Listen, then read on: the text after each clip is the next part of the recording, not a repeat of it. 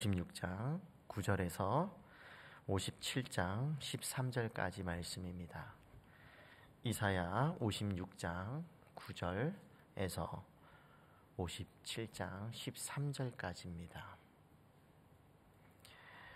56장 9절부터 보겠습니다. 들의 모든 짐승들아, 숲 가운데의 모든 짐승들아, 와서 먹으라. 이스라엘의 파수꾼들은 맹인이요 다 무지하며 벙어리 개들이라. 짖지 못하며 다 꿈꾸는 자들이요 누워있는 자들이요 잠자기를 좋아하는 자들이니 이 개들은 탐욕이 심하여 족한 줄을 알지 못하는 자들이요 그들은 몰지각한 목자들이라. 다 제 길로 돌아가며 사람마다 자기 이익만 추구하며 오라, 내가 포도주를 가져오리라. 우리가 독주를 잔뜩 마시자. 내일도 오늘같이 크게 넘치리라 하느니라.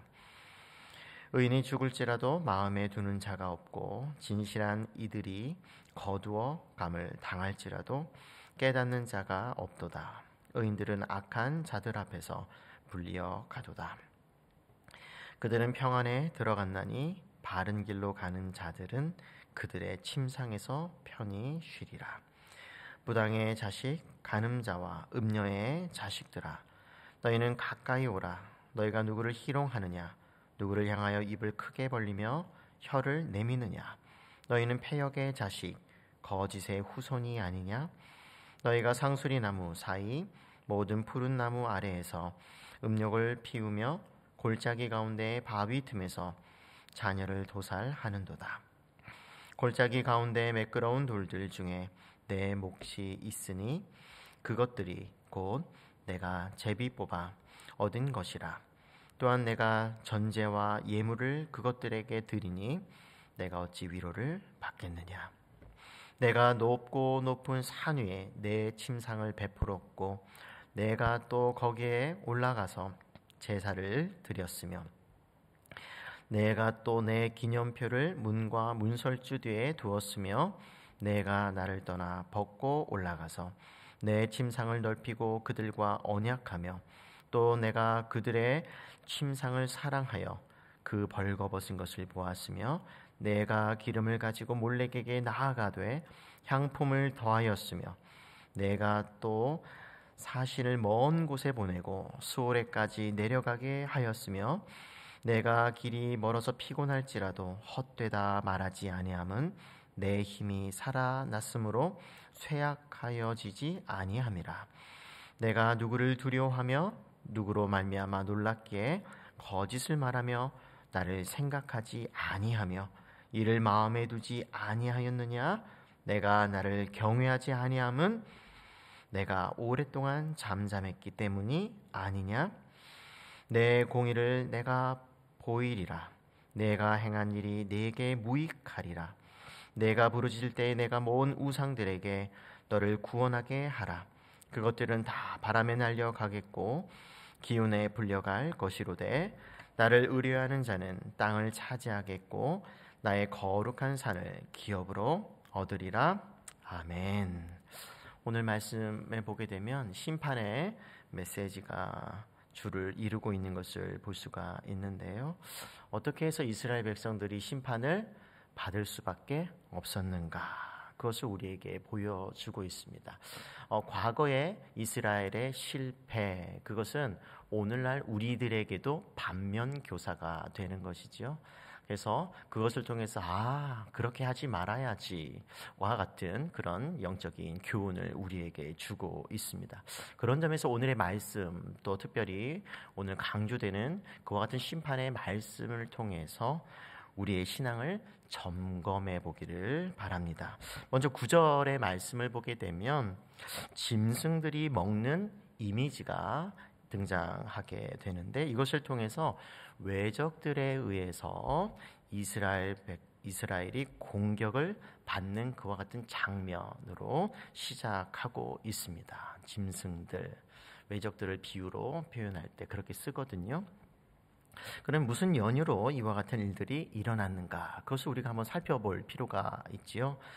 그래서 56장 이어지는 10절에서 12절의 말씀을 먼저 보게 되면 이스라엘의 리더십의 실패로 인해서 그와 같은 일이 일어났다는 것을 우리들에게 보여주고 있습니다. 우리 10절을 좀 더 볼까요? 10절에 보게 되면 등장하는 그 대상이 나오게 되는데 이스라엘의 파수꾼들은 하면서 그 파수꾼들에 관하여서 설명해주고 있습니다. 그 역할 우리가 한번 생각해 볼 필요가 있는데 파수꾼 하면 보는 자이지요.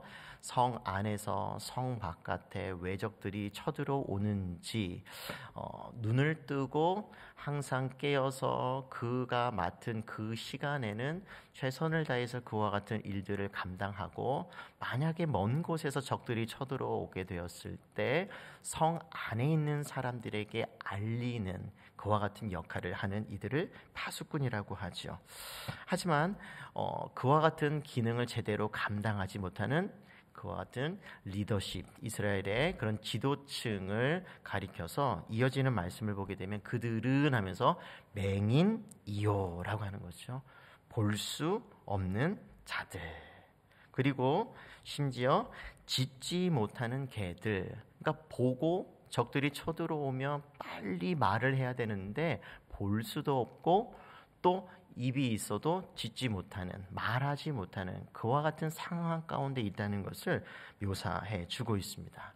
이것을 통해서 그들의 영적인 상태가 무관심에 있다는 것을 지적하고 있는 것이죠. 또 이어지는 말씀 또 계속해서 설명되고 있는데요. 깨어 있지 못하고 잠자기 좋아하는 이들로 묘사하고 있는데 이들의 영적인 게으름의 문제를 지적하고 있습니다. 이처럼 충실하게 제 기능을 다하지 못한 영적인 리더십을 향한 그런 맹렬한 비판의 심판의 말씀이 이제 11절에도 계속 이어지는데요. 여기서는 이제 파수꾼들이라고 하지 아니하고 또 다른 그런 대상을 우리에게 소개해주고 있는데 그들을 가리켜서 몰지각한 목자들이라고 묘사해주고 있습니다. 리더 그룹의 그런 무지를 지적하고 있는데 몰지각한, 그러니까 목자들은 통상적으로 그런 지도층을 가리킬 때 사용하는 용어입니다. 그런데 그들이 몰지각하다라고 하는 것은 그런 지도층의 리더십의 무지, 그리고 더 나아가서 탐욕, 그리고 자기밖에 모르는 이기심. 왜냐하면 이타적일 수밖에 없는 것은 지도자의 역할은 그들을 따르는 그런 백성들, 또 사람들의 관심을 가지고 또 필요를 채워주고 돌봐주고 이끌어가야 하는 그런 책임이 있는 것이죠.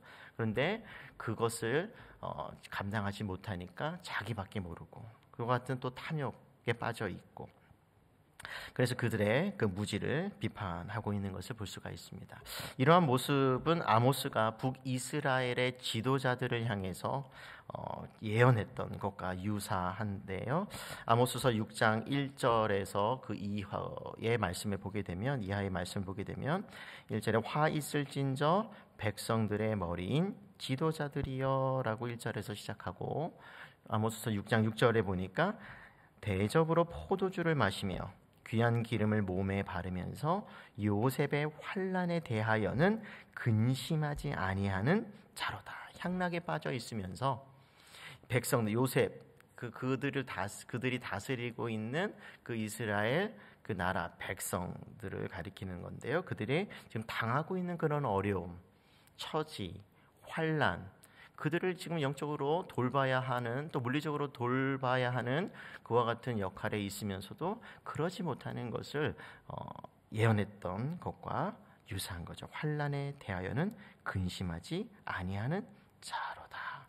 결국 영적인 그런 리더십의 그 무감각, 무지, 탐욕, 이기심, 이것이 이스라엘의 나라의 그 근간을 흔드는 사건이었다고 하는 것을 분명하게 말씀해 주고 있는 것이죠. 그러니까 지도층의 그 타락과 그런 영적인 무지가 가져오는 결과가 심판으로 나아가게 하는 그런 역할을 했다는 것을 먼저 지적을 하고 나서 두 번째로 17장 3절에서 13절에 보게 되면 그것이 지도층의 문제만이 아니라 그 나라 안에 살고 있는 백성들에게도 문제가 있다는 것을 또한 우리들에게 말씀해 주고 있는데 특별히 그 3절에서 13절에 보게 되면 계속 쭉 한 가지 주제로 우리에게 말씀이 주어지고 있는데 우상 숭배에 빠진 이스라엘 백성들을 우리에게 소개해 주고 있습니다. 먼저 3절에 보게 되면 그와 같은 우상 숭배에 빠져 있는 이스라엘 백성들을 가리켜서 이렇게 묘사하고 있죠. 무당의 자식, 간음자와 음녀의 자식들아. 무당이라는 것은 영적인 그런 이교이죠. 하나님께서 싫어하는, 또 죽여야 하는, 또 배척해야 하는 어떤 그런 자식이라고 하고요. 또 간음자, 음녀 이런 표현들은 그런 우상 숭배를 영적인 간음으로 하나님께서는 구약 성경에서 많이 표현을 하셨거든요. 그런 의미에서 지금 하나님만을 섬기고 하나님만을 예배해야 하는 그 이스라엘 백성들이 지금 다른 이방 신들에게 빠져 있는, 사랑하고 있는 그와 같은 상태에 있었다는 것을 우리에게 보여주고 있는 것이죠. 이것을 가리켜서 영적인 배교라는 말로 씁니다. 영적인 배교. 그것을 비판하고 있습니다. 조금 더 구체적으로 보게 되면 그들이 어디에서 이와 같은 우상 숭배를 하는가 가만히 봤더니 7절에 보니까 산당이고요. 8절에서 보면 가정에서, 또 심지어 9절에서 10절에 보게 되면 이스라엘 안에서만 하는 것이 아니라 장거리 여행을 통해서 멀리 가서 우상 숭배를 하고 오는, 마치 순례의 길을 떠나는, 우상 숭배의 순례의 길을 떠나는 그와 같은 모습, 그와 같은 열심을 보이는 것을 볼 수가 있죠. 먼 거리를 가도 피곤치 않도록 그것이 주는 그런 유익이 있을 것이라고 하는 그 욕망, 탐욕에 빠져서 그와 같은 영적인 상태에 빠져 있는 것을 비판하고 있습니다. 그런데 하나님께서는 분명히 이사야, 우리가 계속 40장 이후부터 계속해서 우상의 문제를 말씀해 오셨는데 계속해서 반복해서 하나님께서 가르쳐주고 있는 것은 그들이 귀가 있어도 듣지 못하는 그런 물건에 불과하다라고 하는 것이죠.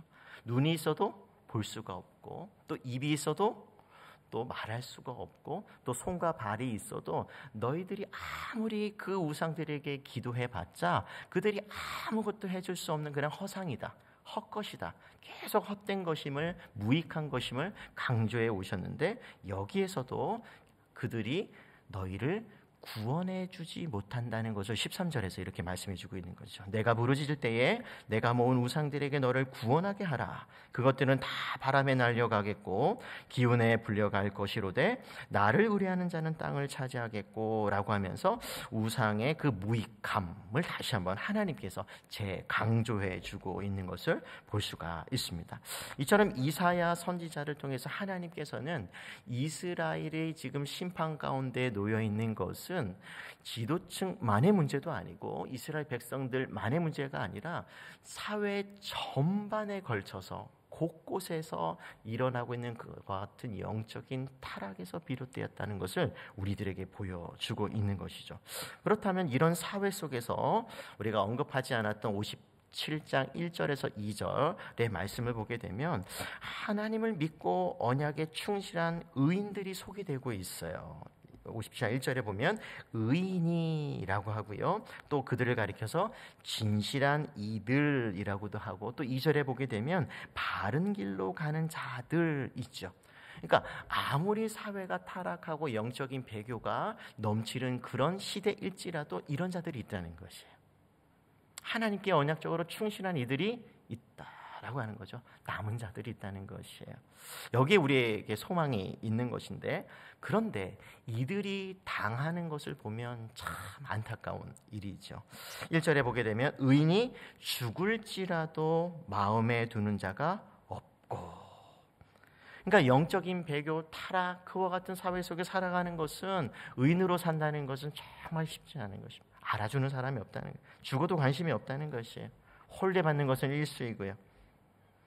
이 모든 것들이 다 무엇을 우리에게 보여주냐면 신앙이 영적으로 병들었을 때 나타나는 여러 증상들 중에 하나라고 하는 것을 우리에게 보여주는 것이죠. 그런 점에서 우리가 이와 같은 모습들, 영적인 게으름, 무관심, 무지, 그리고 배교, 그리고 탐욕, 그리고 이와 같은 모든 것들을 언급을 했었는데, 이것들을 뭐라고 부를 수가 있냐면 영적인 바이러스와 같다, 이렇게 볼 수가 있는 것이죠. 이것들은 과거에만 있는 것이 아니라 오늘도 얼마든지 우리 가운데, 아니 우리 속에 있을 수 있는 그런 것들, 신앙을 병들게 하는 것이라는 거죠. 그런 점에서 신약에서 바울이 디모데에게 권면했던 말씀, 우리가 한번 들을 필요가 있을 것인데, 디모데가 우리 안에 다양한 영적인 바이러스와 관련해서 이런 교훈을 주고 있죠. 너는 이것을 알라. 말세에 고통하는 때가 이르러 사람들이 자기를 사랑하며 돈을 사랑하며 자랑하며 교만하며 비방하며 부모를 거역하며 감사하지 아니하며 거룩하지 아니하며 무정하며 원통함을 풀지 아니하며 모함하며 절제하지 못하며 사나우며 선한 것을 좋아하지 아니하며 배신하며 조급하며 자만하며 쾌락을 사랑하기를 하나님 사랑하는 것보다 더하며 경건의 모양은 있으나 경건의 능력은 부인하니 이 같은 자들에게서 내가 돌아서라. 어찌 보면 의인으로 이런 말세에 살아가는 불의가 그리고 여러 부정이 판을 치고 있는 이 세상에서 의인으로 바른 길을 걸어가는 자들로, 언약적으로 충실한 이들로 살아간다고 하는 것은 쉽지만은 않을 것입니다. 하지만 하나님께서는 아무리 이런 사회가 그와 같을지라도 우리에게 그와 같은 순수함, 순결함을 요구하신다는 것을 기억하시면서 우리가 과연 어떤 길을 걸어가야 할까? 또 우리 안에 있는 이와 같은 영적인 바이러스가 무엇인가? 그것을 하나님께 내어놓고 해결을 받는 그런 은혜가 있기를 주님의 이름으로 축복합니다. 아멘. 우리가 아까 불렀던 찬송인데요, 524장 통일 찬송가는 313